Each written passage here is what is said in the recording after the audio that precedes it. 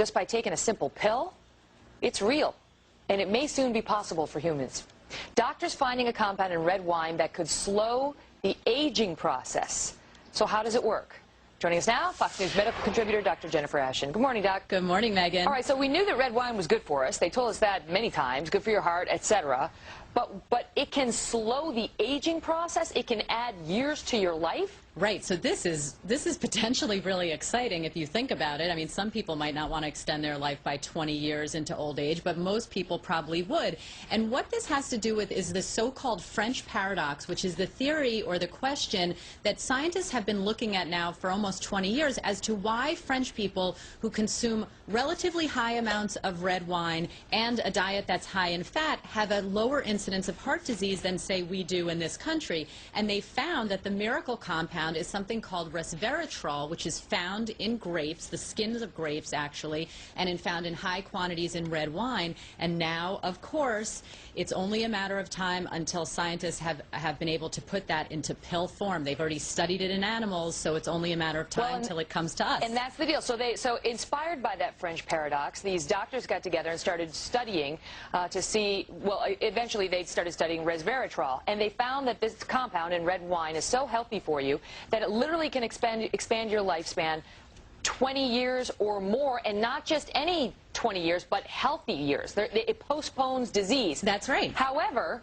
if you were just to drink red wine and forget the pill, you'd have to drink 1,000 bottles a day. Right, and let's be clear, we're not recommending that, obviously. That does not expand your lifespan. No, it doesn't. But of course, they're going to put it in much more concentrated form when they are able to put it in a pill for human consumption. But they found that the compound in the pill actually activates a gene that is then responsible for slowing the aging process. And it's doing everything from preventing diseases to fighting types of infection that are implicated in aging and the diseases that come with aging. So again, they've already studied it in yeast, then they moved on to mice, and soon it'll go into clinical trials, and we might be able to actually purchase this for our use. Right, so it's not like they're just giving you an extra 20, 30 years. It's that they're actually managing to keep you chronologically younger, physically younger, right, for a longer period of time, because your body, when it hits 80, will be more like that of a 60-year-old in terms of disease, correct? Correct. And the other thing that I think we have to keep in mind is that whenever they isolate one particular gene or one particular compound that's linked to a very broad spectrum of disease or clinical manifestations, we say, we really have to take it with a grain of salt, because obviously there are other factors that come into play, like our genetic or family history, that are incredibly important when you talk about how we are all going to age. So this is one piece of the puzzle. It's still a long ways off, but you better believe the pharmaceutical companies are looking at how soon they can get it into pill form. This would be huge. This really would be fountain of youth in a pill, wouldn't it?